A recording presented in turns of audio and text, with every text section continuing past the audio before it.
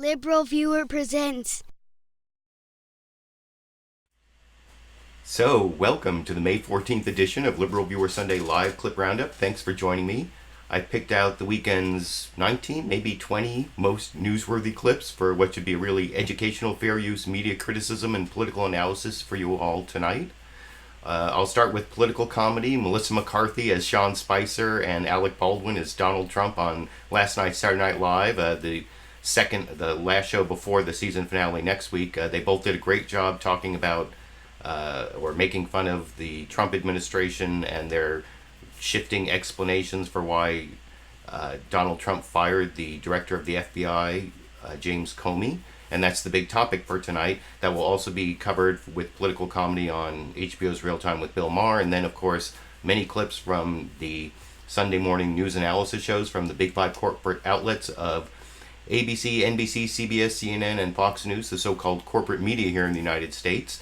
There's only the one topic, so there are no time indexes down in the video description, but I do have this clip list. It shows the, it's 19 clips and then 3 still images, and then also I'm going to have a bonus clip of my dog Sandy at the end.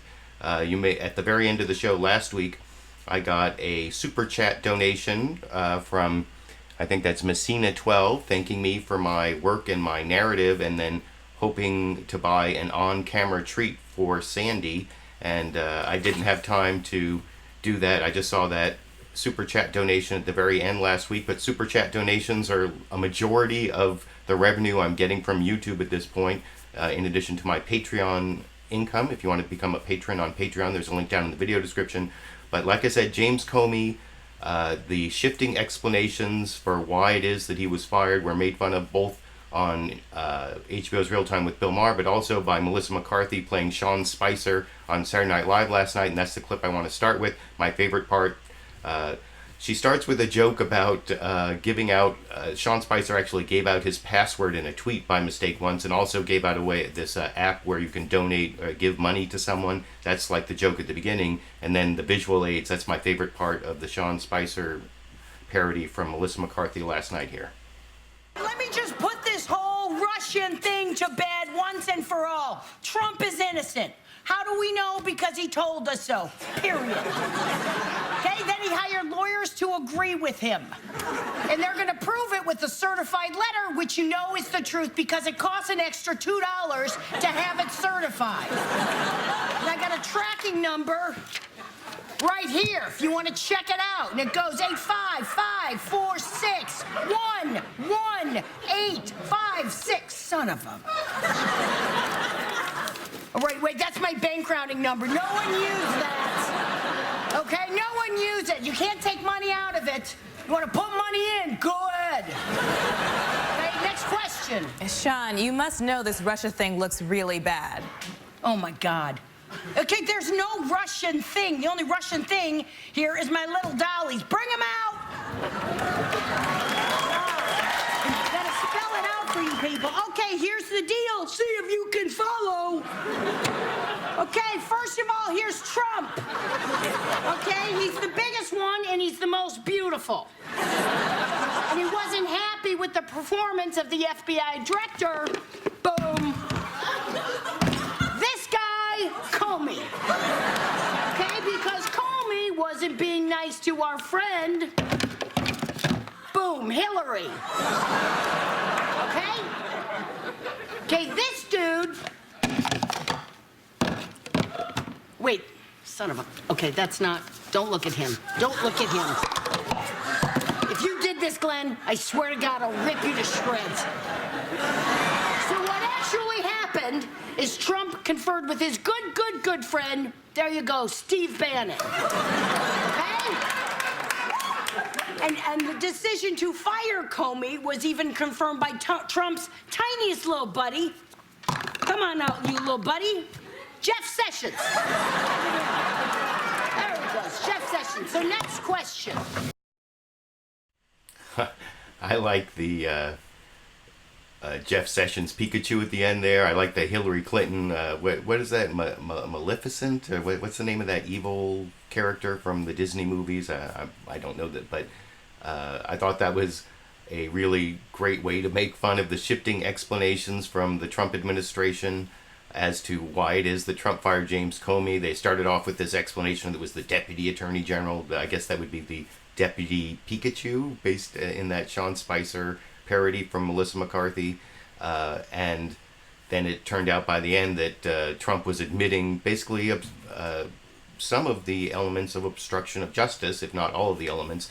That I'm going to give my legal analysis of obstruction of justice a little later when we get to the real news clips about that topic, and I'm even going to be citing some statutes and that are linked down in the video description. That Melissa McCarthy entire video, as you saw from the link I showed in that video, that you can, down in the video description, you can watch the entire Saturday Night Live clip. All the clips I'm showing are available through links down in the video description, including the monologue on HBO's Real Time with Bill Maher, where Bill Maher similarly made fun of the shifting explanations from the Trump administration, showing how laughable they are, especially the one where Trump fired Comey because he was dissatisfied with the way he was unfair to Hillary Clinton, which you saw Melissa McCarthy make fun of in that last clip, and here is Bill Maher making fun of that in his monologue on Friday night on HBO's Real Time here.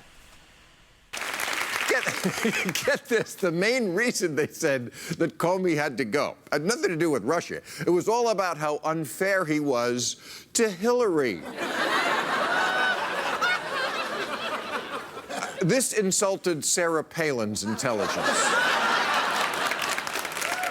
Because, you know, if there's one thing Trump will not abide, it's bad-mouthing his dear friend, Crooked Hillary. Do not lock her up. Do not, remember they were chanting that? Do not lock her up. Yes, I remember. So Trump has his people tell this story about Hillary and about how he was just accepting the recommendation of the Attorney General. And then yesterday, he goes on Lester Holt show and says, nope, it was me. No, it was all my idea. And not only was it all my idea, but I did it for the reason you think. To stop the investigation. He said this. He said it out loud. He said, when I decided to fire Comey, quote, I said to myself, this Russia thing with Trump, himself in the third person, this Russia thing with Trump and Russia is a made-up story. Putin must be in the Kremlin going, oh, shit. It's time to deactivate his microchip.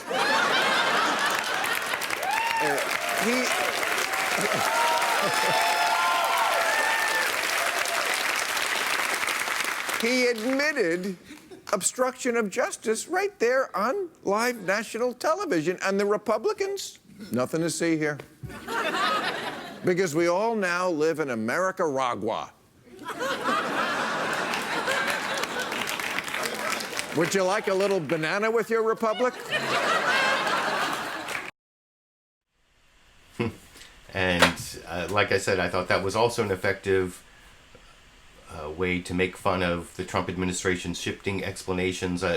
Compared to the Sean Spicer, Melissa McCarthy clip I started with, I thought there was actually more information. There was like joke information in the visual aids that Melissa McCarthy used, but Bill Maher actually, as often happens, went through a lot of the facts as sort of like a higher information political comedy than a lot of political comedy you get. Now, he charged Trump with obstruction of justice, and I don't think all the elements are there yet. I've actually put up a poll. I've never used one of these card polls on YouTube before. I don't know exactly when it's going to show up in the video, but you can answer whether you think that Donald Trump is guilty of obstruction of justice, yes, no, or need more information. I'll be giving you my opinion throughout, and you can give me your opinion. The one thing about firing Comey is that is legal and justified for the president to do. If you look at the U.S. Constitution, I have my copy here, the beginning of Article 2, Section 1, the executive power shall be vested in a president of the United States of America. So that means basically all executive power from the executive branch is vested in the president, and everyone else is his subordinate or her subordinate if we ever had a female president. And that's why it's legal for the president to fire anyone who he's the boss of. Now, if there's a corrupt reason, that could be obstruction of justice, and we'll get to that a little bit later. But I want to compare a Saturday Night Live clip with a Real Time with Bill Maher clip real quick again about the idea of firing the person who's investigating you. Now, I just pointed out that it's actually legal for the president to fire the FBI director because the president is the FBI director's boss. But there is still something kind of unethical or seems wrong about firing someone who's investigating you, and that's sort of the obstruction of justice part we'll get to later. And I think both Saturday Night Live and Real Time with Bill Maher had good jokes sort of pointing out the contradiction inherent in firing the person investigating you, starting with Saturday Night Live over in this clip. Also reportedly surprised that people were angry he fired the guy investigating the Trump campaign. How did Trump not realize that was suspicious? I mean, if a drug-sniffing dog came up to your bag at the airport and your response was to shoot the dog, people would really wonder what's in that bag. Or they would just assume you worked for United.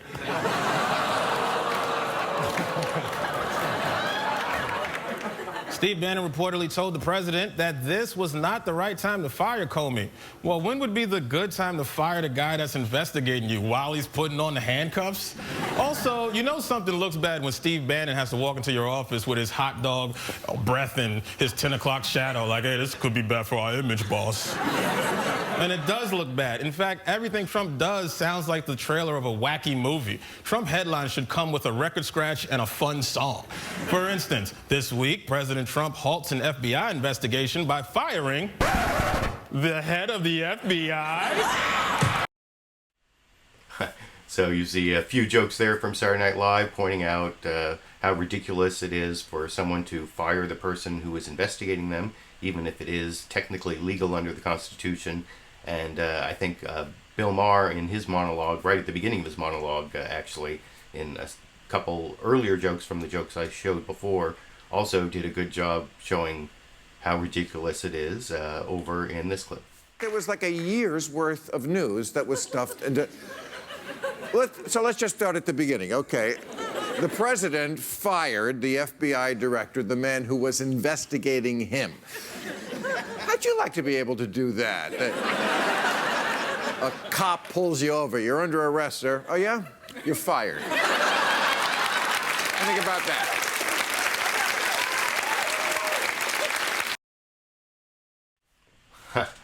So, yeah, I think that joke sort of puts it in stark perspective. You know, being able to fire the cop who pulls you over is basically the power that the President of the United States has regarding the FBI director who is investigating him or his campaign for possible collusion with the Russian interference with the American elections in 2016. And I have one more political comedy clip before I get to the real news clip. This is Saturday Night Live, I think, doing a good job of showing the ridiculousness of Donald Trump going on air with NBC's Lester Holt and admitting to at least some of the facts necessary for an obstruction of justice charge. I wouldn't go so far as Bill Maher went and say that that there's a provable obstruction of justice charge. And like I said, that will be discussed later in the program. But here you see Michael Che, who usually just does Weekend Update, and in that last clip you may have noticed his makeup in his forehead was a little bit off. I think it's left over from his impression of Lester Holt on NBC News, where he basically points out that he got Donald Trump, but did he really get him? Here's why he didn't really get him over in this clip. Back to James Comey. Your staff has been insisting all week that you didn't fire him because of his Russian investigation. No, I did.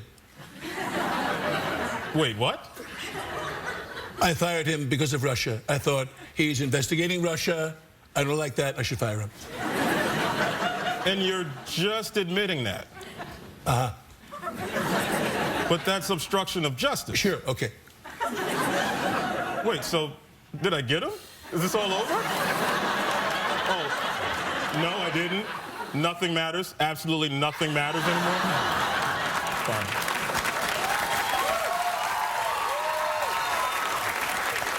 That's right. Nothing's going to stop me because I've got the Republicans in the palm of my hand. Look at this. You called for ice cream, sure? Here's 2 scoops. Paul Ryan? Yes, sir. am so excited to be working with President Trump on an agenda that benefits... Beat it, nerd. Just get the hell out of here, okay? Whatever you say, Mr. Trump. He feeds me dog food. So I guess that is sort of a really strong representation of the master-slave relationship that it seems that Donald Trump and Paul Ryan sometimes have, at least when it comes to misconduct by Donald Trump. Paul Ryan didn't seem to have any problem with this whole firing of James Comey and the possible obstruction of justice. He was one of the weakest. Mitch McConnell, Paul Ryan is the Speaker of the House, and Mitch McConnell, the Republican leader in the Senate, also did not seem to want any sort of special prosecutor, which of course would have to be appointed by the Justice Department. And that's another issue I'm going to get to, is the Democrats' plan for a special prosecutor. But as that last clip pointed out, without some Republicans turning on Donald Trump, if he has them as his dogs, like Paul Ryan serving him ice cream, there's very little consequence for even an actual provable claim of obstruction of justice. But now I want to get to the actual news clips. I'm going to compare the news report from ABC's This Week with George Stephanopoulos and Fox News Sunday, and then NBC's Meet the Press. Those three news reports on this FBI firing. I thought that the strongest one on obstruction of justice was ABC's This Week, which I wanted to show first. Therefore, they talked about obstruction of justice. They talked about the shades of Watergate. Then at the end, I think they went a little weak on the three big questions. They seem to have that in their introductions the last several weeks. And I will talk about the weakness of the big questions, but the strength of the way they frame the obstruction of justice after we watch that ABC report. It's a little over 3 minutes from ABC's This Week with George Stephanopoulos this morning here. Happy Mother's Day. When this week began, the Trump White House was on something of a roll. Obamacare repeal had passed the House. Preparations for the president's first foreign trip, including a meeting with the Pope, were proceeding apace. That was the calm. Then came the storm. President Trump's stunning decision to fire FBI Director James Comey has plunged his White House into chaos, shaken his supporters in Congress, galvanized his opponents, and raised the most serious questions yet about the president's competence, credibility, and judgment. It is true that before last week, Comey's toughest critics were Democrats, and presidents do have the right to fire FBI directors. But it's only been done once before for good reason. Preserving the idea that law enforcement is separate from politics is critical to our democracy. Never before has a president fired an FBI director conducting an investigation into that president's campaign. Never before has a president confessed that he was thinking about that investigation when he fired the person running it. Regardless of recommendation, I was going to fire Comey, knowing there was no good time to do it. And in fact, when I decided to just do it, I said to myself, I said, this Russia thing with Trump and Russia is a made-up story. It's an excuse by the Democrats for having lost an election that they should have won. That admission shattered the early White House spin that the president's decision had nothing to do with the Russia investigation, that he was acting solely on the Deputy Attorney General's recommendation that Comey had to be fired for how he handled the Hillary Clinton investigation. It also brought back three words from the days of Watergate: obstruction of justice. To be fair, the president in that same interview said he wanted the investigation to absolutely be done properly. But his actions have raised questions about those words. And after reports that James Comey denied clearing the president from the investigation and that he refused to pledge loyalty to Trump at a dinner meeting in January, the echoes of Watergate embedded in this tweet from the president. James Comey better hope that there are no tapes of our conversations before he starts leaking to the press. Comey will likely tell his side of the story to Congress. Here's what the president said about a loyalty pledge on Fox News. Did you ask that question? No, I didn't. But I don't think it would be a bad question to ask. I think loyalty to the country, loyalty to the United States is important. It depends on how you define loyalty. Number one. Number two, I don't know how that got there, because I didn't ask that question. What about the idea that in a tweet you said that there might be tape recordings? Well, that I can't talk about. I won't talk about that. So at the end of a tumultuous week, we are left with a series of questions. Is President Trump the first president since Nixon with a secret taping system in the White House? If tapes exist, will they now become evidence? Will the FBI and congressional investigations proceed without interference? What will they conclude? How can President Trump and his White House recover their credibility? Is a massive staff shakeup coming? And will that matter if the president himself does not change? And let's start with our report. And if you actually watch the entire ABC This Week with George Stephanopoulos, at a link down in the video description, they go to their reporters and they have a lot of anonymous sources who give more information about what's going on in the Trump administration, and even the possibility that there are all these firings that going of several of the inside White House staff. But I thought that clip there, the report from ABC, started off really with a strong statement on obstruction of justice and the possibility of that, and the comparison to Watergate. But you notice that those questions at the end, they just talked about would the investigation go forward, but they didn't really mention the big question: is the president guilty of a felony, and will Congress do anything about it? Those seem like big questions that ABC skipped over at the end, and it wasn't as bad as the Fox News story. I want to show Fox News Sunday here.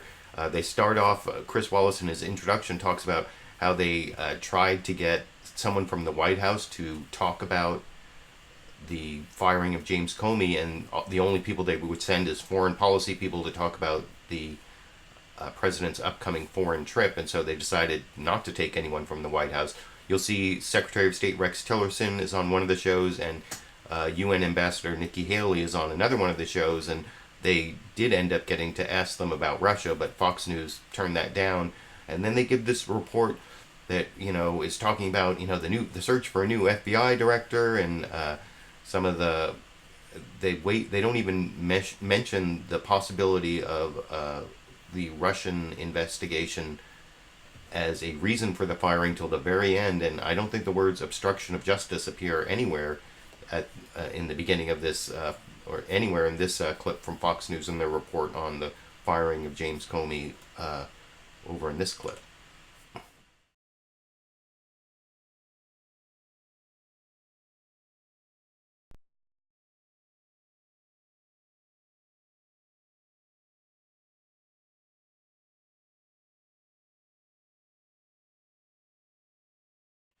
Oh, sorry, there's a little problem with the clip there. I had to change the settings. Here we go.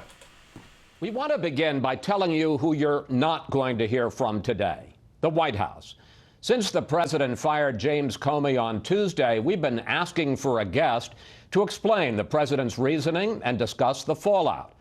Saturday morning, White House officials said they would not put anyone out to discuss that. But they did offer senior officials to talk about the president's foreign trip this week. When we said we were going to focus on Comey for at least the first half hour of this program, they put those officials on other shows. In a few minutes, we'll talk with Senator Mark Warner, co-chair of the Senate Intelligence Committee investigation into Russia and possible links to the Trump campaign, and Republican Senator Mike Lee, a member of the Judiciary Committee. But first, let's bring in Fox News correspondent Kevin Corke at the White House with the latest. Kevin. Chris, the list of individuals being interviewed for the position of Director of the Federal Bureau of Investigation is both weighty and expansive, with, in many cases, individuals with enormous institutional and critical mission experience as well. On Saturday, you heard a great deal about the ongoing interviews, and there have been many of them. The vetting process obviously continues. We expect the president to make a determination by week's end, just ahead of his first foreign trip. One name drawing a great deal of interest, that of former Representative Mike Rogers of Michigan, endorsed by a group of former and current FBI agents. He is a former special agent. Another, Bill Evanina, who's not only a former FBI agent, he's also been a counter-espionage chief at the CIA as well. For his part, President Trump spent Saturday delivering his first commencement address before tens of thousands at Liberty University, encouraging students there to shake up conventional wisdom and embrace being outside the mainstream. Embrace that label. Being an outsider is fine. Embrace the label, because it's the outsiders who change the world and who make a real and lasting difference. That is obviously a sentiment that he has not only championed as a candidate, but also as the commander-in-chief. And it's something he was asked about, Chris, by Fox News' Judge Jeanine Pirro in an exclusive interview. That, as well as the alleged request by then-Director Comey for his loyalty. Did you ask that question? No, I didn't. But I don't think it would be a bad question to ask. I think loyalty to the country, loyalty to the United States is important. You know, I mean, it depends on how you define loyalty. Number one. Number two, I don't know how that got there because I didn't ask that question. Very interesting. Critics have suggested, Chris, that if he asked that question, it would have applied or at least implied pressure on Comey, who was conducting the investigation into alleged Russian meddling into the 2016 campaign. Chris? Kevin Cork. So yeah, that very last 10 seconds was the closest they came to mentioning obstruction of justice or the Russia investigation. They did mention the Russia investigation, pressure having to do with the Russia investigation, which I'll show you later when I show you the statutes is one way that you could get an obstruction of justice charge. But otherwise, it seemed to me like that entire report, except for the last 10 seconds and then those first 20 seconds where Chris Wallace was complaining about not getting someone from the White House to talk about the Comey firing, everything in between was pretty much something that could have been written by the communications department in the Trump administration. It was written by and for Donald Trump, and Fox News has really been cheerleading for Donald Trump. I don't know if you saw the breaking. I was going to take the clip, but I didn't have time to get the clip from The Specialist, the new show on Fox News. On Tuesday, when the news broke that James Comey had been fired, they were the one network that went for about 3 minutes with Big Chiron and the announcement that James Comey had resigned. So that shows you a little bit about the Fox News bias as well. I am going to have one more clip from Fox News a little later with Senator Mark Warner. But like I said, I want to compare that Fox News clip not only to the ABC clip before it, which was really strong on obstruction of justice and the Watergate tie-in at the beginning, but I also want to compare it to the NBC Meet the Press clip with Chuck Todd, where overall I thought it was a really good analysis of what happened with the firing. But there's this, he starts off by saying it's at worst an allegations of obstruction of justice, when it seems to me what's happened, the worst case scenario here is actual obstruction of justice by the President of the United States, or maybe collusion with Russia as well. That would be a worst case scenario. So I don't think the worst case scenario is bad enough at the beginning of this clip, but otherwise a pretty good clip I will discuss with you from NBC's Meet the Press after we watch it together here. This morning that a frustrated President Trump is considering firing many of his top White House aides. It all adds up to a week in which, at best, the administration has a communications problem, or at worst, it is facing accusations of obstruction of justice. But regardless of recommendation, I was going to fire Comey. Donald Trump contradicted his own White House aides and his vice president, adding to questions about why the president chose to fire FBI Director James Comey when he did. No one from the White House. That was a DOJ decision. He took the recommendation seriously, and he made a decision based on that. President Trump made the right decision at the right time, to accept the recommendation of the Deputy Attorney General. But in an interview with Lester Holt on Thursday, the president said not only had he already decided to fire Comey before getting Deputy Attorney General Rod Rosenstein's recommendation, he had the Russia investigation on his mind when he did. When I decided to just do it, I said to myself, I said, this Russia thing with Trump and Russia is a made-up story. It's an excuse by the Democrats for having lost an election that they should have won. Mr. Trump also said he pressed Comey in a private dinner on January 27th to tell him if he was under investigation. The dinner was held 3 days after the FBI interviewed now former National Security Advisor Mike Flynn, and 1 day after Acting Attorney General Sally Yates briefed the White House, warning them that Flynn could be blackmailed by Russian contacts. I think he asked for the dinner, and he wanted to stay on as the FBI head, and I said, I'll, consider, we'll see what happens. But we had a very nice dinner. And at that time, he told me, you are not under investigation. In fact, sources close to Comey say the president invited him to the White House in a last-minute request, either on the day of or day before, and asked Comey if he would be loyal. Comey refused to pledge loyalty, but promised to be honest. Did you ask that question? No, No, I didn't. But I don't think it would be a bad question to ask. Then on Friday came the president's warning. James Comey better hope that there are no tapes of our conversations before he starts leaking to the press. The second-ranking Democratic Senator Dick Durbin calls that a thinly veiled threat that could be a violation of federal law.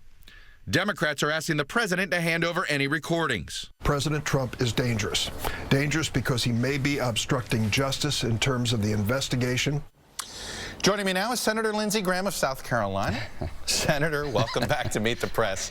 Boy, I have you laughing. I assume it's dark comedy. Why did I agree to do this? Yeah. Well, because you're a glutton for punishment, sir. Okay. Anyway, welcome. Let me start here. Look, the president said... So that's pretty funny, and I'm actually going to show that Lindsey Grraham clip next. And that's actually one of the reasons I like to show these news reports they do on the big topic at the beginning of these Sunday morning news analysis shows, because it actually impacts the newsmaker interviews that I also take my clips from. Like, you can see there that Lindsey Grraham was obviously watching the introductory news report that was showing all the contradictions and all the changing stories from Trump and the Trump administration about the firing of James Comey, the possibility of obstruction of justice. It was all there, and it was a really good report from NBC, I thought. My only quibble, like I said, was at the beginning where they said that the worst case scenario was allegations of obstruction of justice. But they went pretty strong, and Lindsey Graham's reaction when they came to him shows that the NBC report was pretty strong on the obstruction of justice charge. And then the next clip I'm going to show is actually Chuck Todd's questioning of Lindsey Grraham at the beginning of his interview, where he asked about obstruction of justice, and Lindsey Grraham kind of demurred and I'm going to show you the statutes after this Lindsey Grraham answer, and then they also talk a little bit about the tapes. And anyway, I'll talk about the clip after we watch it together over here. Sure. Okay. Anyway, welcome. Let me start here. Look, the president said that Russia was on his mind when he was making this decision. How concerning is that to you when it comes to him admitting that was among the things in his mind when he made this decision to fire James Comey? Well, I think we need to have Comey come before the Judiciary Committee and clear the air. Did the president ever say anything to the director of the FBI that would be construed as trying to impede the investigation? The president called me about the firing, and he referenced the Comey testimony last week in the Judiciary Committee about how bad it was. So that's all I know. But I think it's time to call the FBI director before the country at large and explain what happened to that dinner. And if there are any tapes, they have to be turned over. You can't be cute about tapes. If there are any tapes of this conversation, they need to be turned over. I doubt if there are, but we need to clear the air there also. Look, let me put up that tweet where the president put the word tapes in quotes, so we don't know quite what that means. But did you think that constituted a threat to Comey? I think it was inappropriate. I think it requires somebody like me, a Republican, to call Comey before the Judiciary Committee to let him explain that conversation. Right now, I do not believe President Trump is a target or subject of any investigation regarding collusion with the Russians. That's what I believe. But this tweet has to be answered. I would advise the president not to tweet or comment about the investigation as we go forward. The Russians did interfere in our election. I don't think they changed the outcome. I have no evidence of collusion, but the president needs to back off here and let the investigation go forward. We need to call Comey and get to the bottom of all of this. And I think it's time for an FBI agent to lead the FBI. When you talk about a new person to lead the FBI, how about an FBI agent who is above reproach? Why do you think it has to be an F-sir? Okay. And that's the only clip I'm showing from the Lindsey Grraham interview. NBC's Meet the Press, as all the shows I'm taking my clips from tonight, the full program is available at a link down in the video description. You can see the additional answers that Lindsey Grraham gave about who he wants to be the new director of the FBI. But I do think that, Lindsey Grraham is a lawyer, and he used to be a JAG officer. I don't know if he still is a JAG officer, but that was his military experience. That's a military lawyer in the Air Force, and his analysis that there's not enough for obstruction of justice, I think essentially that's correct. Like I said, I put links down in the video description to a couple federal statutes as well as a Congressional Research Service analysis from 2014 of what constitutes obstruction of justice. And I'm going to show you a couple screenshots from two of the statutes I think are most likely to have been violated if more facts come out. It's 18 U.S.C. 1505 and 18 U.S.C. 1512. Here's 1505, the relevant part. Whoever corruptly or by threats of force or by any threatening letter or communication influences, obstructs, or impedes or endeavors to influence, obstruct, or impede the due and proper administration of the law under which any pending proceeding is being held or is being had before any department or agency of the United States, or the due and proper exercise of power or inquiry under which any inquiry or investigation is being had by either House or any committee of either House or any joint committee of the Congress. So this is corruptly influencing someone who is going to go before a committee of Congress, and that would be James Comey, who might have testified about the Russia investigation to Congress. And the key word to look at there is the word corruptly, and that also appears over in 18 U.S.C. 1512. There are a couple parts of this that might apply. This is whoever corruptly, this is subsection C and then subsection 2. Skip subsection 1 there. So whoever corruptly otherwise obstructs, influences, or impedes any official proceeding or attempts to do so is guilty of a crime. And the official proceeding would be the investigation by the FBI, although if you look at that Congressional Research Service report that I put a link down to in the video description, there's some question in the case law as to whether an FBI investigation is an official proceeding. There's also another section of 18 U.S.C. 1512 that talks about intimidating a witness, which you could say that the whole dinner with Comey that Donald Trump had, where he said, will you swear loyalty to me, and you want loyalty to me, and or do you want to keep your job, and that whole thing where he might have been threatening to fire him if he didn't swear loyalty on the whole Russian investigation. And so that's one way that he could be guilty of obstruction of justice. But the key word, like I said before I showed the statutes, is the word corruptly, which makes it a very high level of proof necessary. Is what's called a specific intent crime, which means you have to know you're committing the crime. You're not only threatening someone, but you're threatening someone knowing that you're doing it to corruptly stop them from participating in some official proceeding or FBI investigation. Or anyway, it means that Donald Trump actually has to know that he was committing a crime or doing it for a corrupt purpose when he did it, and whether he has that level of knowledge, that is a high level of proof necessary for a conviction. One of the last clips I'm going to show is Adam Schiff giving a reason why that may be difficult to prove, because Donald Trump is such a liar, and that's a clip definitely worth waiting for. But before I get to the Democrats, I want to show a few more Republicans trying to justify what Donald Trump did. And the first one, and there's another still image I'm going to show about the ACLU call for a special prosecutor, but I'm going to show that when I show the Democrats calling for a special prosecutor a little later. But first, the next Republican I want to show, this is Secretary of State Rex Tillerson completely avoiding a question. You saw Chris Wallace on Fox News Sunday saying they wanted someone from the administration to talk about the firing of James Comey, and only foreign policy officials would come on the program to talk about the foreign trip. Rex Tillerson is one of those, but over on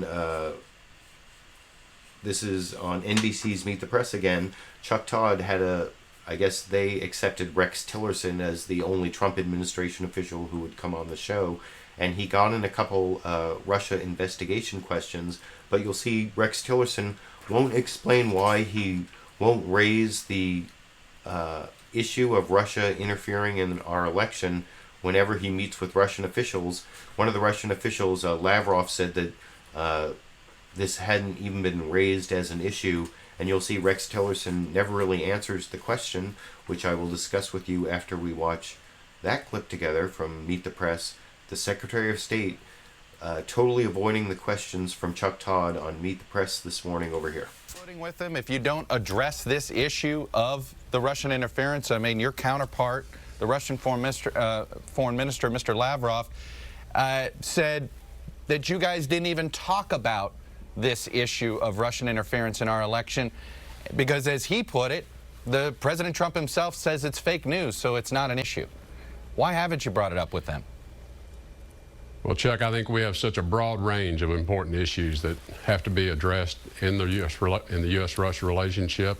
Obviously, the interference in the election is one of those. I think it's been well documented. It's pretty well understood, the nature of that interference here and elsewhere. And, you know, these are not new tactics on the part of the Russian government, directed not only at us but at others. But again, I think we have to look at this relationship in its broadest contours, and there are many, many important areas which require our attention if we are to bring it back to a relationship that we believe is necessary for the security of the U.S. Mr. Secretary, though, this is fundamental. They interfered with our democracy. I just don't understand how this is not a top issue for you to deal with them in order to essentially start with a clean slate. Can't start with a clean slate until maybe they either own up to what they did or we punish them in a way that they're not going to do this again. Well, Chuck, I think it's important to understand we're not trying to start with a clean slate. I think terms like having a reset are overused. You cannot reset, you cannot erase the past, you cannot start with a clean slate, and we're not trying to start with a clean slate. We're starting with the slate we have and all the problems that are on that slate. We don't dismiss any of them. We don't give anyone a free pass on any of them. They're part of the entire nature of the discussion we're having with the Russians. And yes, there are a large number of issues that we have to get around to addressing in order to put this relationship back together, if that is indeed possible. During your confirmation hearings. So that was like a whole bunch of verbiage, a whole bunch of rhetoric that really went nowhere from the Secretary of State.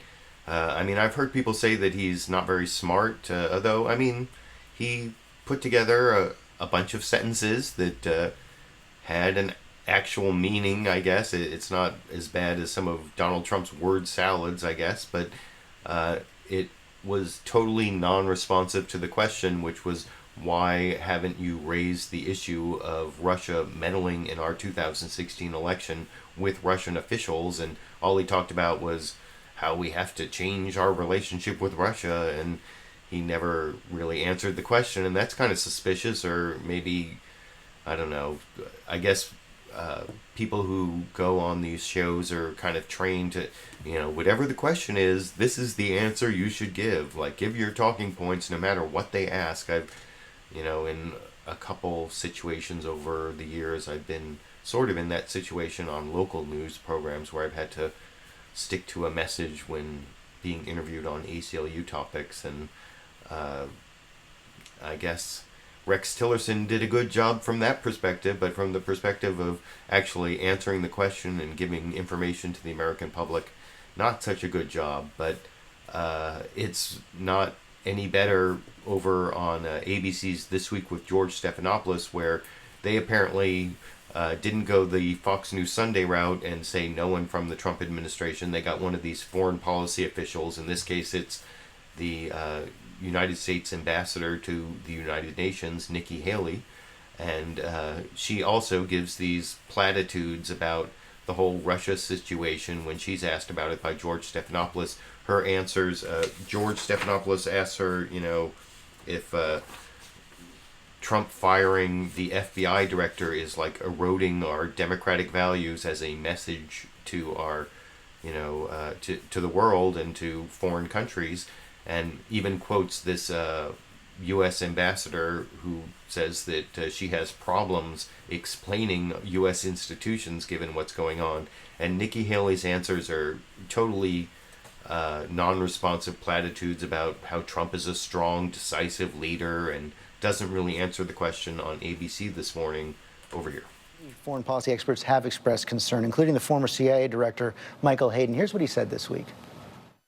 In 110 days, the president has fired a national security advisor, an acting attorney general, and the director of the FBI. This kind of behavior is not normally associated with a mature Western democracy. It's associated with autocratic populist states.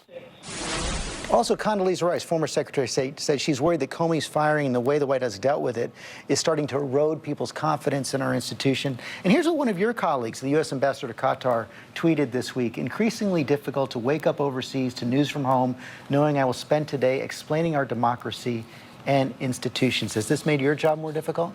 Actually, no one has talked to me about this. No one? And I love the fact that I'm in New York because I'm away from all of that. It's very unusual for any of my counterparts here in New York to talk about domestic issues. What I can tell you, and I enjoy not having to be close to those things in D.C., but what I can tell you is the president is the CEO of the country. He can hire and fire whoever he wants. That's his right. Whether you agree with it or not, it's the truth. And what he's trying to do is find his own team, figure out how he's going to do it. Were there better ways he could have done that? That's for everybody else to decide. But we have to remember, he can hire and fire anybody else that he wants. That is indisputably true, but I guess the question is the timing, the reasons the president gave, and also the whole question of credibility, whether you can take the president at his word. Well, I think what you can see is this a president of action. I mean, he is not one that's going to sit there and talk for too long. If he thinks something's wrong, he's going to deal with it. And I think that, you know, the reason people are uncomfortable is because he acts. He doesn't talk with a bunch of people about it before. He just acts. And so, you know, there's never a good time to fire someone. That's not something that anybody that's never going to play out well. But at the end of the day, the president has to surround himself with a team that he can trust. He's got to surround himself with a team that he thinks is going to represent and secure the United States properly. I think that's what he's trying to do. But are the Russians succeeding at their goal, the one expressed by our intelligence community, their goal to disrupt our democracy, raise doubts about our democracy?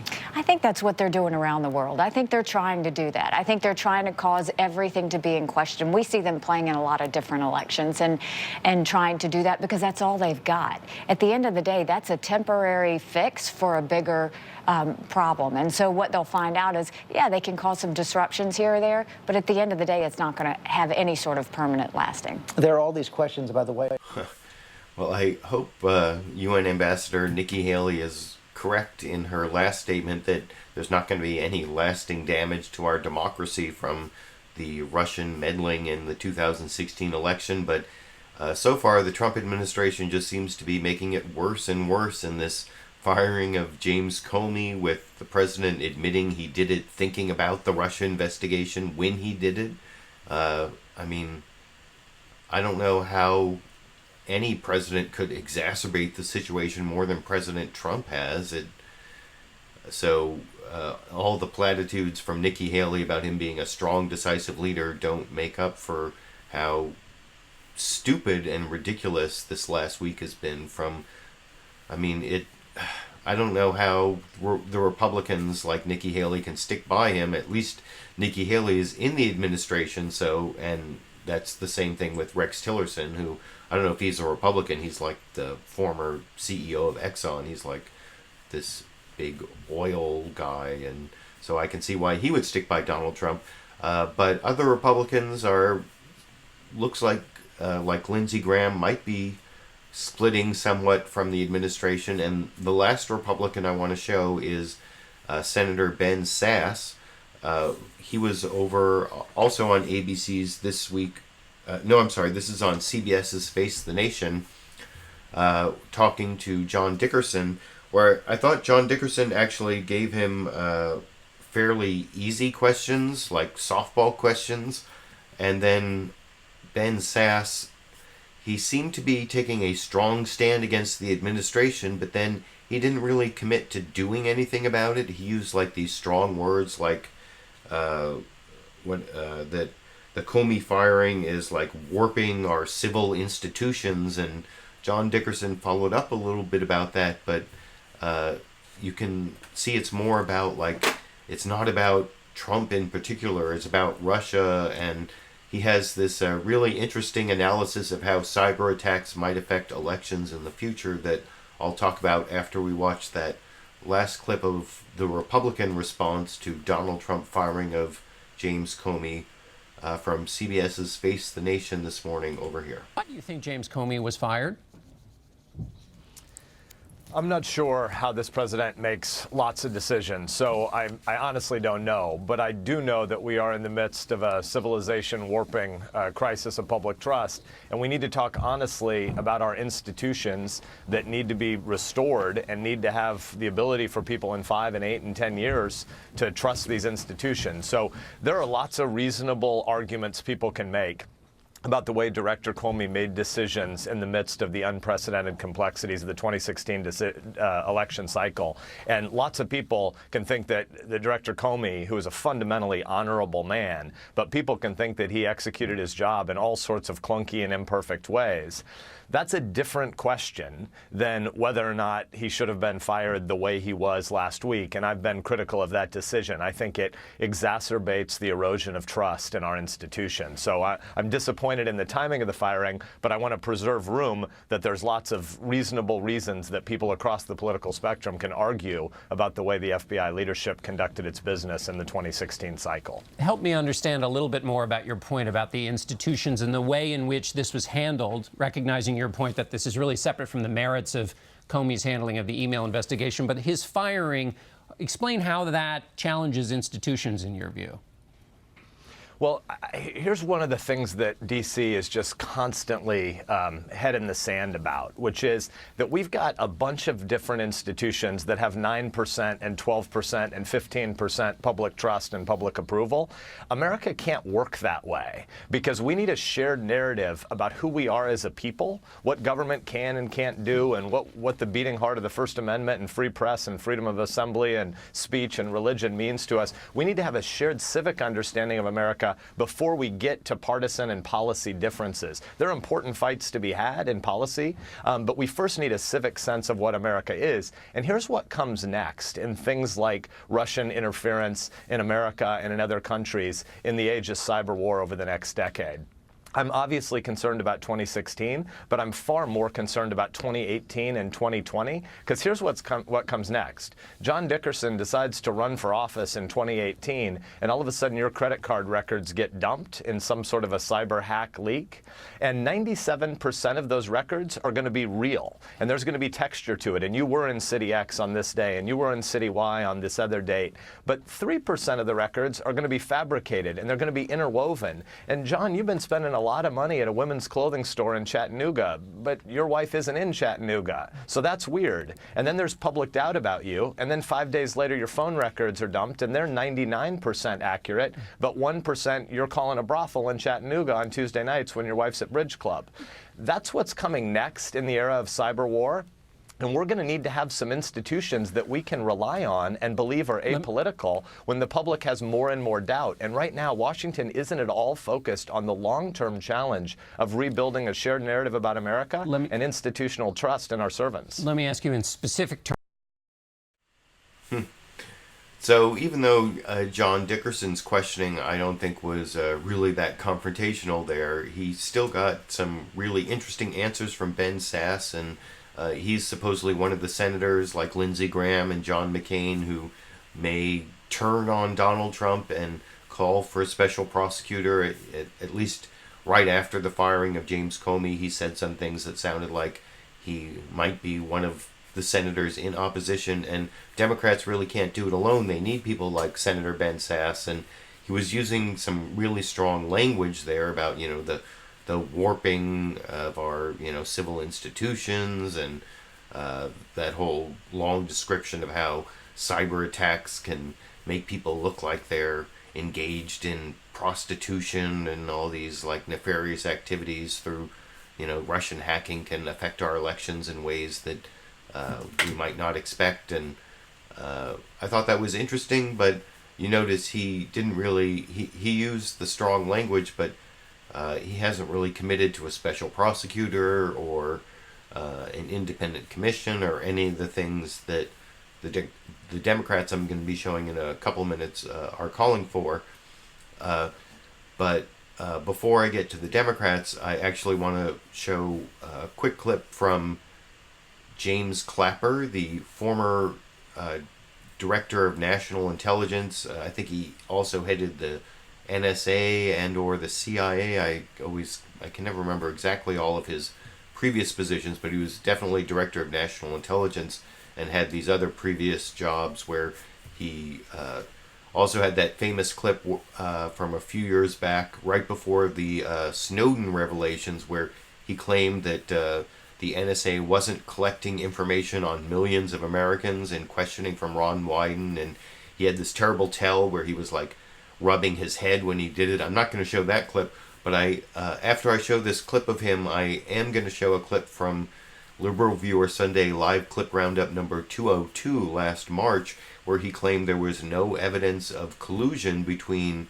Trump or the Trump campaign and Russia in the meddling in the 2016 presidential election.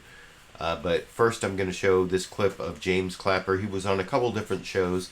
This is from NBC's Meet the Press, where this is from ABC's This Week with George Stephanopoulos, where George Stephanopoulos shows him clips of Republicans like Mike Pence and then Donald Trump himself claiming that James Clapper exonerate Donald Trump from collusion and the Trump campaign from collusion with Russia, which isn't really true, as you'll hear James Clapper explain that it's not exculpatory, as I will discuss with you after we watch that clip together. This is clip number 13 over here. That question right there, because as you know, the president and his associates and the vice president have on several occasions cited you in their talking point that there was no collusion with the Russians. I want to show first the vice president, then the president. The facts that are in public today are very clear. The former Director of National Intelligence has said there is no evidence of collusion. You were convinced you did nothing. And I'm not convinced. Clapper is convinced. DNI, and other people are convinced. Yes. Everybody's convinced. Everybody said the same thing. They say there's so no collusion. Get it you know the out of the White House. They're all saying there is no collusion. Now, you did say back in your original testimony that you hadn't seen evidence of collusion. Tell us exactly what you think right now in your response to the president and the vice president. First, George, thanks for having me. I need to make clear, I think, to start with, what the relationship that I had with the FBI with respect to counterintelligence investigations. The FBI is unique in that it straddles both law enforcement and counterintelligence. And at the time we did our intelligence community assessment, which we published publicly on the 6th of January, there was no evidence of any collusion included in that report. That's not to say there wasn't evidence. There could have been, might be, I don't know, in the investigation. I did not know there was a formal investigation or that it was addressing potential political collusion between the Trump campaign and the Russians. That's not the kind of thing the FBI would tell the Director of National Intelligence? Not necessarily. The counterintelligence investigation, particularly if they are going to potentially implicate criminal activity, I left it to the judgment of both Director Comey and before him Director Mueller to decide whether, when, and what to tell me about counterintelligence investigations. And that was a practice followed for the 6.5 years that I was DNI. And again, out of deference to the sensitivity of these reports and because they invariably involve U.S. persons. So what is the clearest statement you can make about what you know about any possible collusion between President Trump, his associates, and the Russians during the campaign? Well, my access insight here is aging off since officially, that ended on the January 20th. And at the time I left office, I had no evidence available to me that there was collusion. But that's not necessarily exculpatory, since I did not know the state of the investigation or the content, what had been turned up in it. You worked very closely with... So there you see the former Director of National Intelligence, James Clapper, admitting that the fact that he did not see any evidence of collusion between the Trump campaign and Russia in the meddling with the 2016 election The fact that he didn't see the evidence wasn't necessarily exculpatory, because the FBI and the fact that they had this investigation going back to July 2016, they wouldn't necessarily have told him. And, you know, I was saying that he was the director of national intelligence and possibly the director of the NSA or the CIA before that. I was reading the live comments along the way. I saw, come on if I can get this. Why won't this thing, thing won't import. Oh, now it's frozen. Let me try it one more time here. I was trying to import this.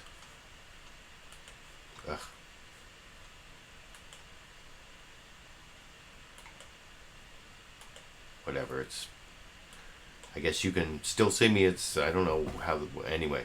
It was a comment from Old Maryland about how James Clapper, director of national intelligence, means he was the head of the CIA and the NSA and the FBI, or at least the counterintelligence component of the FBI, and that's true, but I think he was actually head of the NSA before he was director of national intelligence. I understand that the director of national intelligence is supposed to be the head of all those different agencies. I'm sorry I couldn't actually import that screenshot I took of the comment, but I also want to show you exactly what it is that James Clapper said back in March. It was in my LiberalViewer Sunday live clip roundup number 202 on NBC's Meet the Press, and this is where he seemed a lot more sure that there was no evidence of collusion while he was director of national intelligence, no evidence of collusion between the Trump campaign and Russia, over in this clip. Ask you this: does intelligence exist that can definitively answer the following question, whether there were improper contacts between the Trump campaign and Russian officials? We did not include any evidence in our report, and I say our, that's NSA, FBI, and CIA, with my office, the Director of National Intelligence, that had anything, that had any reflection of collusion between members of the Trump campaign and the Russians. There was no evidence of that included in our report. I understand that, but does it exist? Not to my knowledge. If it existed, it would have been in this report. This could have unfolded or become available in the time since I left the government. But at the time, we had no evidence of such collusion. So he seemed a lot more sure back in March that there was no evidence of collusion up to the time he left the government. I think he has given us more information as to why he might not have heard about it in that last clip you saw. And he was on a couple different programs, and he basically said the same thing, that the FBI director might not have told him about an ongoing investigation. He didn't even know about the ongoing investigation since last July. So that's new information that James Clapper didn't give us, and I'm always skeptical about anything James Clapper says after that whole incident where he was shown by the Edward Snowden revelations to have totally lied about the NSA collecting information on millions of American cell phones. And so anyway, like I said, I want to now move on to the Democrats and their reaction. I have a few different clips from the Senate Minority Leader Chuck Schumer. He's one of the highest ranking Democrats, I guess Nancy Pelosi in the House. It's hard to say who's the Democratic leader at this point, but I guess Chuck Schumer is one of the closest things we have in the Democratic Party at this moment. And he had a few things to say about the firing of James Comey, both in terms of needing a special prosecutor and whether that is in any way in conflict with the ongoing congressional investigation. And that's the last clip from NBC's Meet the Press. I want to show Chuck Todd talking to the Senate Minority Leader Chuck Schumer about those two issues over in, let me make sure I have the right number, clip number 15 over here. The issue of a special prosecutor. Why do you believe it needs to be done?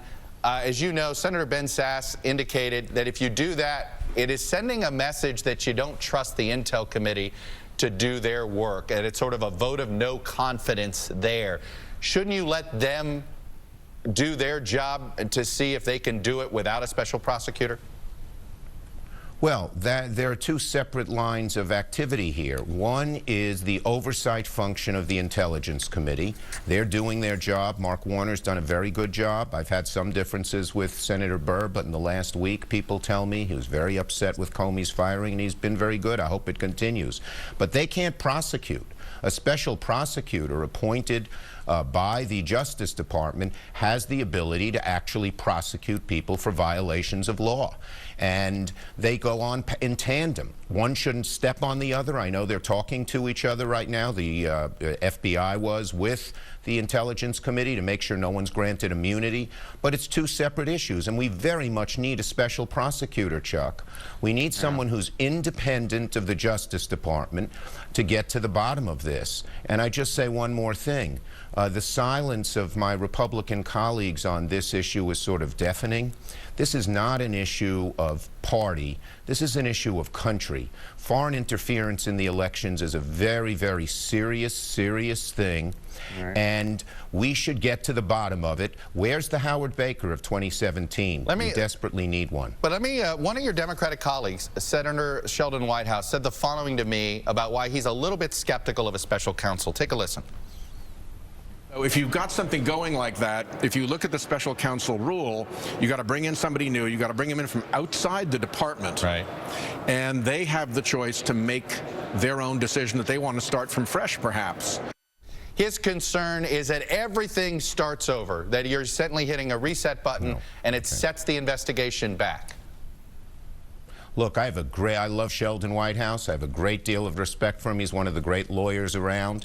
But you can easily, and there have been many instances where a special prosecutor comes in, they're in charge, they're the shield, so there's no outside interference or direction. But at the same time, the same investigators who have been working on this continue to work on it. And that's how I imagine it will work. Let's remember, a special prosecutor has 4 abilities that an internal Justice Department person doesn't. First, he or she makes the decisions day to day on who to subpoena, who to examine, what questions to ask. No outside interference. Second, can only be fired for cause. Third, has the ability, if there's interference, someone's trying to thwart the investigation from up above, they can make sure that doesn't happen and investigate that. And fourth, they have to report to Congress. So there are a lot of advantages over a special prosecutor. And if you look at the Department of Justice guidelines, there's never a more important time, a more appropriate time for a special prosecutor than in this situation. Senator Warner, who's the vice... So I think you see that Chuck Schumer made a pretty strong argument for a special prosecutor there.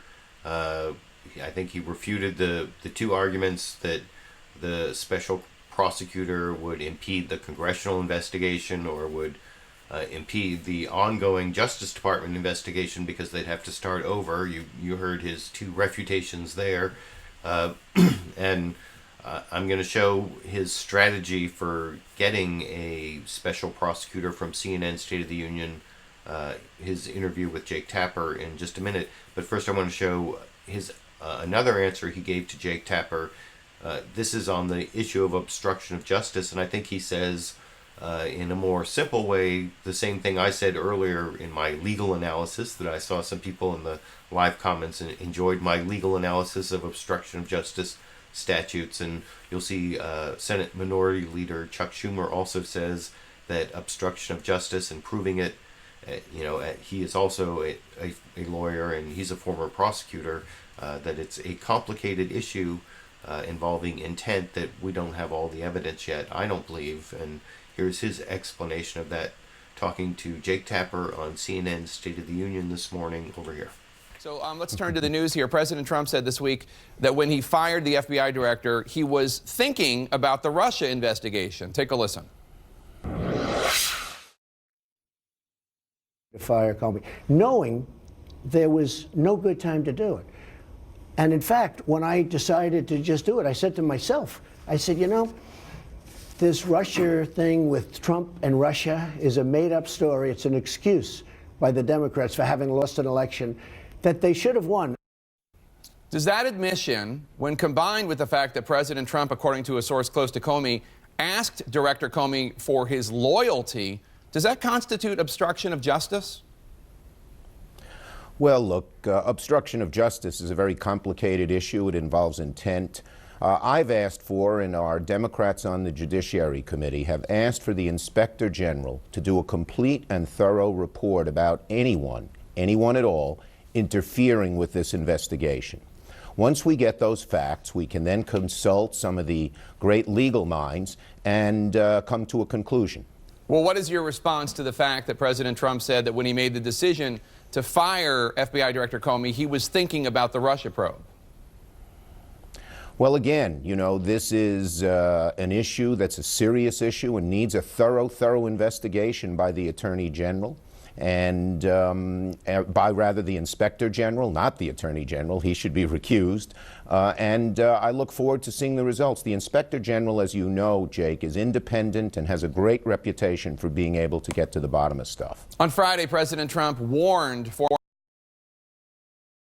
So that's the whole Inspector General, not Attorney General investigation, but also he talked about the need for a special prosecutor there, and I mean, he talked about that in the previous clip, and then in that clip he talked about why the evidence of intent is not completely proven on an obstruction of justice charge, which is what I also believe. But on the issue of getting a special prosecutor, it's something that a lot of Democrats have called for, but Chuck Schumer not only explained in the previous clip as to why a special prosecutor could do 4 different things that were important to the investigation, and he kind of repeats some of those in this next clip talking to Jake Tapper, but he also talks about the strategy of how Democrats who really have almost no power in Congress, how are they going to get the Justice Department, which is also controlled by the Trump administration, to call for a special prosecutor, and they need some Republicans to come to their side and put pressure on Trump, as Chuck Schumer explains in the last clip I have from Senate Minority Leader Chuck Schumer, also on CNN's State of the Union this morning, in clip number 17 over here. Called for a special prosecutor to investigate this possible collusion between the Trump team and Russia. Your party, however, has not settled on a strategy for how to make this happen. As you know, the Justice Department would have to appoint a special prosecutor. Now, Senator Mark Warner, Yes. He's the top Democrat on the Intelligence Committee. He wants the Democratic Party to refuse to vote on the nomination of a new FBI director until a special prosecutor is appointed. Do you support that move? Yeah, I think there are a lot of Democrats who feel that way. We'll have to discuss it as a caucus, but I would support that move because who the FBI director is related to who the special prosecutor is. Remember, the criteria for a special prosecutor, independent in making day-to-day decisions from the hierarchy in the Justice Department and the White House, can only be fired for cause, has to report to Congress, and, very importantly, can look into any attempts to thwart the investigation, are all really important criteria. And to have that special prosecutor, people would breathe a sigh of relief because then there would be a real independent person overlooking the FBI director. So I think the two are related. I think Mark Warner's idea is a good idea, and I think it'll get some broad support in our caucus. The key here, of course, is getting some of our Republican colleagues to join us. We're hoping, we're waiting, we understand it's difficult, but I think patriotism and the needs of this country demand it. The Senate Intelligence Committee...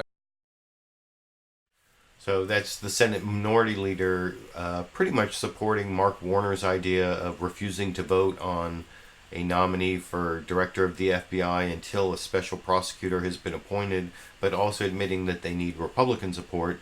And then Senator Mark Warner himself, as you saw in that earlier Fox News clip, the introductory Fox News clip, they mentioned that Senator Mark Warner was one of their guests. I didn't have the Utah Senator Mike Lee on, even though he talked about his strange suggestion that Merrick Garland be the new director of the FBI, but I'm not going to go into that. But I do want to show Senator Mark Warner himself talking about this clip from Fox News Sunday where they did actually show Donald Trump saying that he was talking about Russia when he fired James Comey, so you have to give Fox News Sunday credit for that. And you can see Mark Warner say he's troubled by that, but saying also that he wants a special prosecutor in the investigation to go forward, talking to Chris Wallace over in the penultimate news clip before the final Sandy clip that I promised at the beginning of the show over here. President Trump says that he fired Comey because he was, quote, a showboat and because the FBI is in turmoil. But then he said this. When I decided to just do it, I said to myself, I said, you know, this Russia thing with Trump and Russia is a made-up story. It's an excuse by the Democrats for having lost an election that they should have won. So what does that tell you about the president's motivation? Well, to me, that's very troubling, Chris. I mean, earlier in the week, the president had said he fired Comey because of the Deputy Attorney General's memo, the memo that frankly didn't pass any smell test, that somehow implied that he was upset that they hadn't treated Hillary Clinton fairly last fall. I find it very disturbing that the president would fire the head of the FBI, who was leading an investigation into the president or his affiliates and associates having ties and connections with Russia during the campaign and afterwards. To me, it's absolutely unacceptable, the president's actions. Well, I want to pick up on that because here is a statement that you made this week at the Senate Intelligence Committee hearing. Here it is. It's hard to avoid the conclusion that the president's decision to remove Director Comey was related to this investigation. And that is truly unacceptable. Senator, I have a straight question for you. Do you believe the president fired Comey to interfere with the FBI investigation into Russian interference in the election and a possible link to the Trump campaign?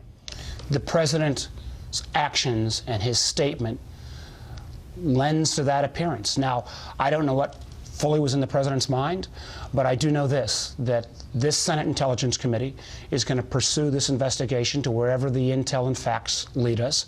And I was reassured a bit when I heard that Acting Director McCabe said not only does he have enough resources, but that he will also pursue the investigation wherever it leads. You say it lends itself to that. Do you believe that he was trying to interfere, and do you believe that there's the potential here for an obstruction of justice? And how do you square that with what Acting Director Andrew McCabe said at your hearing? And let's just play that. You cannot stop the men and women of the FBI from doing the right thing, protecting the American people, and upholding the Constitution. That statement from Director McCabe reassures me, and I also said, if you see any influence from the administration to try to squash your investigation, he committed to getting back to the committee. But again, the president and this administration who said there's no there continues through their actions to indicate that they are afraid of where this investigation may head. Let's again step back for a brief moment. This week we saw Sally Yates testify that the acting Attorney General who was fired, that the administration did not appropriately react to her concerns about General Flynn. We saw the Director of the FBI fired literally 2 days before he was supposed to testify before my committee. We then had the president changing his reasoning for why he fired him from saying this was a recommendation of the acting attorney general or deputy attorney general to the fact that he was going to fire him anyway because of Comey's investigation into Russia. And then we had this, again, outrageous potential claim that the president may be secretly taping his conversations, which again means we want to make sure those tapes, if they exist, are preserved, and at some point, whether our committee or another committee needs to get a look at it. I'm going to get to the taping in a second, but you've put a couple of things out there. Connect the dots. Where does that lead you in terms of what the president's motivation is here? The dots seem to be fairly obviously connected, that there's a lot more than smoke here. But I'm trying to give the president the benefit of the doubt until we finish this investigation and reach conclusions. Okay. So Mark Warner's just talking about the congressional investigation there, though he also is supposedly part of this strategy to get a special prosecutor. I think a special prosecutor is called for. The ACLU, as I mentioned earlier, has called for a special prosecutor. You can see there's a petition you can even sign. Support this petition, demand a special prosecutor on Russia. I put a link down in the video description to this ACLU petition if you want to join that call. I think that given the conflicts of interest in the Justice Department, especially with Attorney General Jeff Sessions, that there should be a special prosecutor for, and I think Chuck Schumer made a really good case for that earlier. But before I finish the show and before I get to the clip of Sandy getting her on-camera treat that I promised at the beginning of the show, I want to show one more Democrat. This is Representative Adam Schiff, who I think has done a great job of prosecuting this whole Trump-Russia conspiracy idea on various news programs. And he was on HBO's Real Time with Bill Maher. You can, on the Real Time channel on YouTube, you can find the Adam Schiff interview with Bill Maher. But I actually wanted to take this clip from his interview with John Dickerson on CBS's Face the Nation, where first Adam Schiff talks about how the Comey firing was obviously about the Russia scandal, and then John Dickerson follows up with a question about obstruction of justice, and Adam Schiff, I think, gives the most cynical reason why it would be difficult to prove an obstruction of justice charge against Donald Trump, but it's actually true, and I will discuss that with you after we watch that last news clip before the bonus Sandy getting an on-camera treat clip at the end. But here's Adam Schiff giving us a good explanation of why it would be hard to prosecute Donald Trump for obstruction of justice here. As the president made all too clear, that was the president to have had dinner. The president, when he talked about his reasoning for this, he mentioned that the investigation into the Russian meddling was on his mind. So is this, do you go all the way to thinking this is obstruction? Well, the difficulty, and I look at this also as a former prosecutor, can you prove obstruction based on the president's own words when we don't know whether we can believe this president? We already know that there are those close to Comey who have a very different take, also a troubling take on that dinner conversation. So I'm not sure you could prove the case based on this, but if there are tapes, of course, that would be the best evidence of what took place. If they exist, Congress needs to get them. If they're not provided willingly, Congress should subpoena them. And if they're not in existence, if this was yet another fabrication by the president, he needs to come clean about it. And we should remind people that the president can fire the FBI director for whatever reason he wants.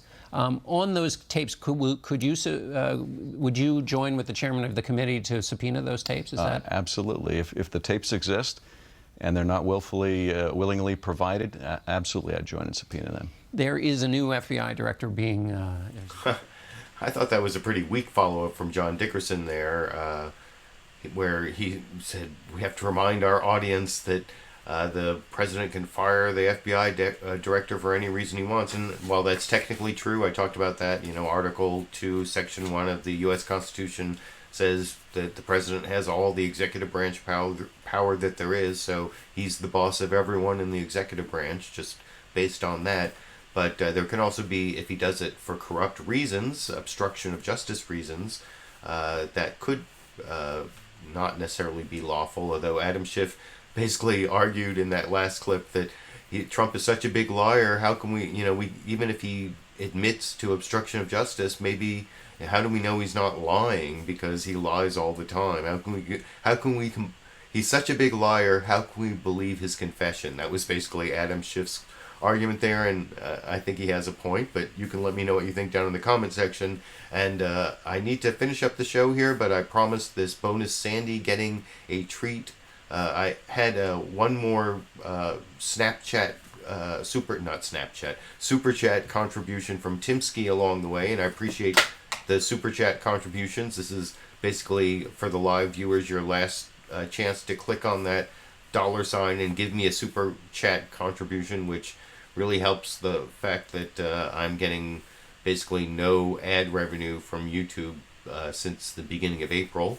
I also appreciate all the people who join as patrons. I think YouTube takes about 30% of the super chat donations.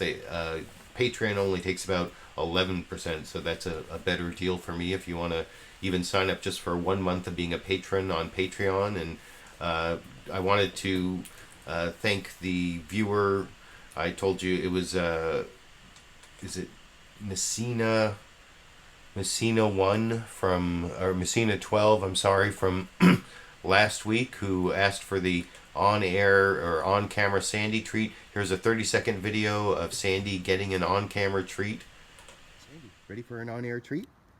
Ready for an on-air treat? Go ahead, go ahead. There you go. Oh, you like that?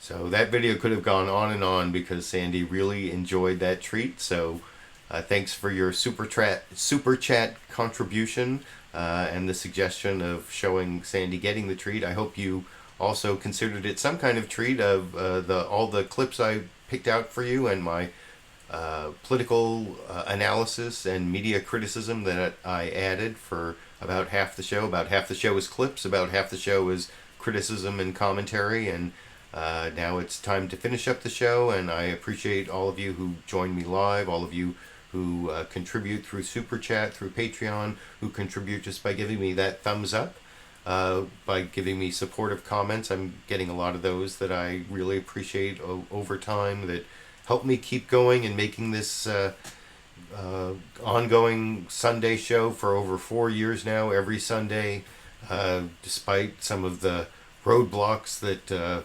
YouTube and big corporate copyright holders have put in my way, and I will keep doing it next week.